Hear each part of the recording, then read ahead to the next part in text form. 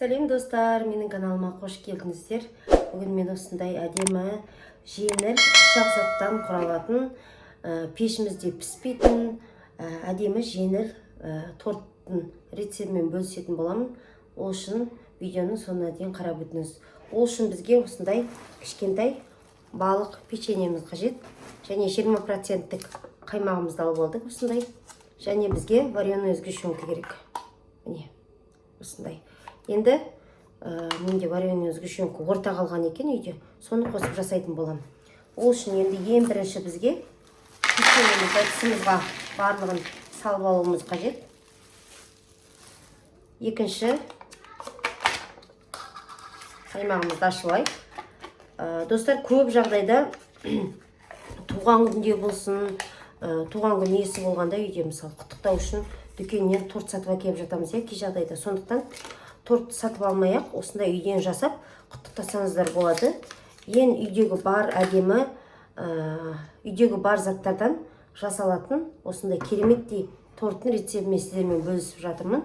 Енді бұны бір жақсы жері ешқандай да пісірмейміз, құр мұздатқышта салып қою керек. Енді қараңыздар, міне печеньемізді салып алдық.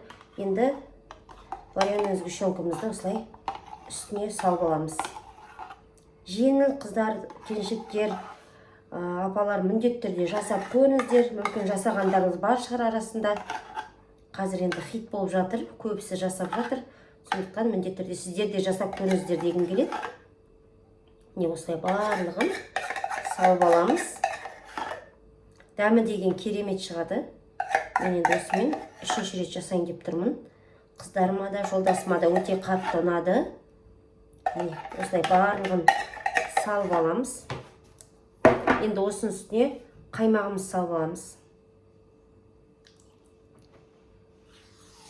Көбінесе осы печеньені мен балаларға үйге жеуге алып қоятын. Енді осындай тортты видео түсіріп сіздерге көрсетіп жатырмын. Қонақ келсе де ұсына берсеңіздер болады.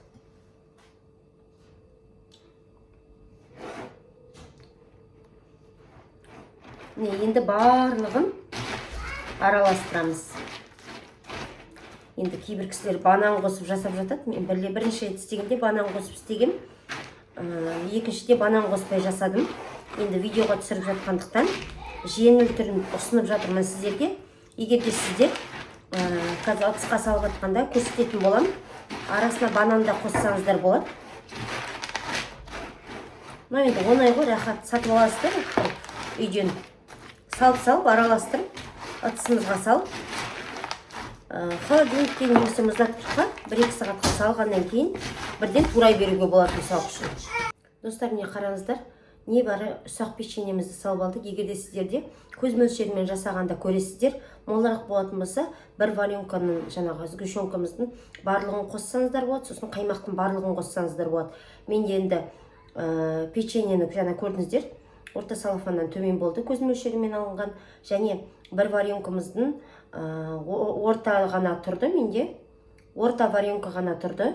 Соның барлығын қостым. Және бізде осындай 20% қаймақтың 360 грамдық, міне үлкен қасықпен бір қасық қана қалды. Қалғанның барлығын қостым.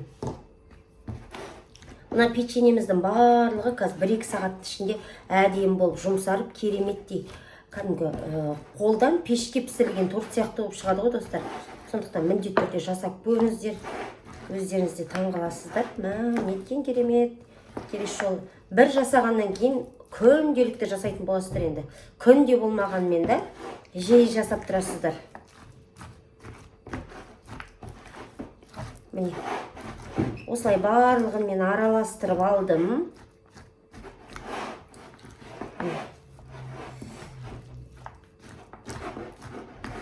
Енді ыдысымызға саламыз. Менде осындай пирог пісіріп жүрген осындай ыдысымыз бар. енді сіздер өздеріңіздің үйде басқа да пирог пісіріп жүрген ыдыстарыңыз болса, соған жасай берсеңіздер болады. Мына бір жақсы жері алуға ыңғайлы, бүйтіп шетін майыстырып отырып алуға ыңғайлы.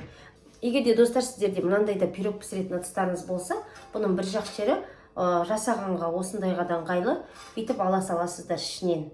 Мынау мысалы астына қойып пирогтарыңызды, осы жасаған торттарыңызды тіле бересіздер. мен енді мына ыдысымызды алып алдым. Ылғи пирогтарды осыған істеймін. Мен заказдар болғанда көбінесе осы ыдысқа жасаймын пирогтарды. Ал үйге жасағанда пирогтарды осы мынау жұмсақ алмамен жасаған пирогтарды осымен жасаймын, осы ыдыспен. Енді осылай ақырын ғана салып, осылай орналастырып аламыз.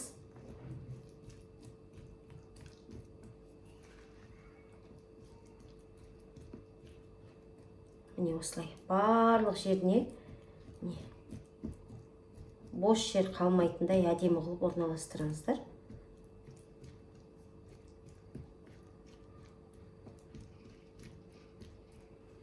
Қыздарыма өткенде 2 рет жасап бергеннен кейін мама тағы істеш деп, олар өздері демалыстары болғанда маған кәдімгідей заказ беріп қояды. Мама бүгін ананы істеш, мынаны істеш деп. Қыздарымның заказдары. Мама пісіріп беріңізші, жасап беріңізші деген. Енді осылай салып жатқанда, мысалы сіздер бір немесе 2 бананды турап арасына салып жіберсеңіздер болады. Мен енді банан қосып жатқан жоқпын, шо дүкенге баруға ерініп тұрмын. Банансыз жасай беруге болады. Мен айттым ғой жаңа, банансыз жасадым, әдемі шықты деп. Сондықтан қорықпаңыздар.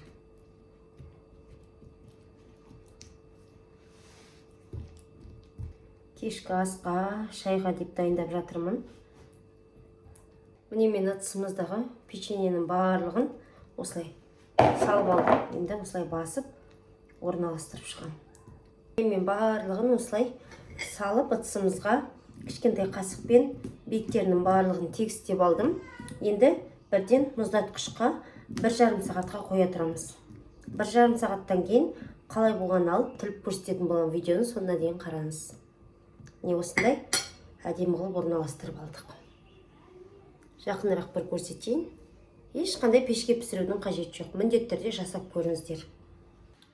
Достар, міне біз мұздатқыштан осындай манағы жасаған тортымызды алып шықтық. Енді қандай болғанын сіздермен бірге көретін боламыз. Не қараңыздар, қандай отырғанын. Енді 1 сағаттан артық тұрды, 1,5 сағаттай. Енді қазір көреміз. Бірінші ыдысымыздан алып алайық. Міндетті түрде достар жасап көріңіздер. Не осындай бізде әдемі тортымыз дайын болды. Енді ыңғайлы болу үшін осылай салып алайын.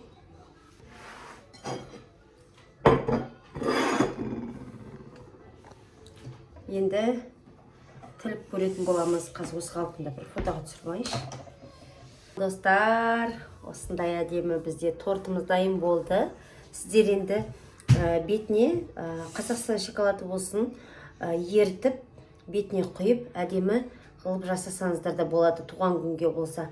Ал үйге шайға осындай да әдемі. Қаймақ, вареная сгущенка және бізге ұсақ осындай печенье қажет болды. Енді бірге көретін боламыз. Банан қосып жасасаңыздар да болады енді. Өз қалауларыңыз бойынша.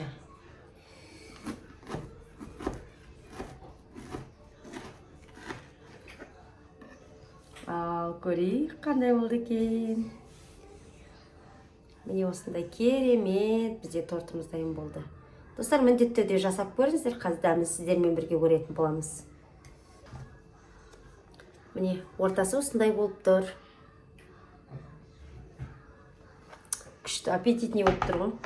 Достар, міне әдемі тортымыздың дәмін сіздермен бірге көреміз. Енді міндетті түрде жасап көруді ұмытпаңыздар. Оңай үйдегі бар заттардан жасалатын керемет те осындай тортымыз 1,5 сағаттың ішінде мұздатқышымызда тұрды. Міне тіліп көрдік, әдемі болып тілінді. Енді дәмін сіздермен бірге көретін боламыз. Міне бір кусогын кесіп алдым осылай. Ал енді көрейік. Көрейік ал.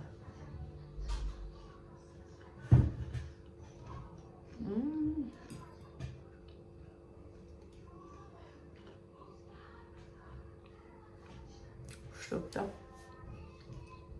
жей бергім келді ғой. құрсын, әдемі шай қойып шай ішейік құрсын.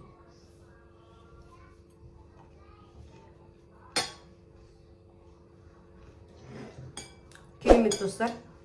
Жасап көріңіздер, каналыма тіркеліп алуды ұмытпаңыздар. Менің видеоларыма лайк басып, комментарий жазуды ұмытпаңыздар. Сау болыңыздар.